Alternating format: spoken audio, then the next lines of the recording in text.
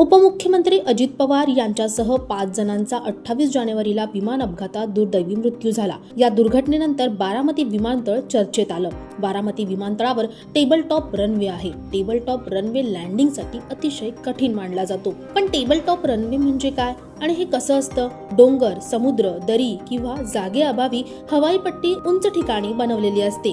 रनवेच्या दोन्ही बाजूंना खोल उतार असतो।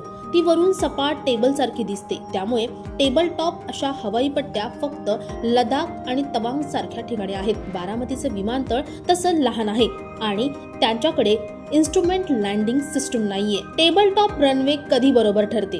जागा नसलेल्या भागात म्हणजेच लडाख, कारगिल, तवांग अशा ठिकाणी। लहान मध्यम विमानांसाठी हवामान स्वच्छ असल्यास, अनुभवी पायलट आणि योग्य उपकरणे असल्यास। टेबल टॉप रनवे कुठं चुकीचे धोकादायक ठरते? पावसात, धुक्यात, वाऱ्यात। रनवे लहान असेल तर थोडीशी चूक थेट उतारात पडण्याचा धोका असतो। टेबल टॉप रनवेचे मोठे धोके कोणते?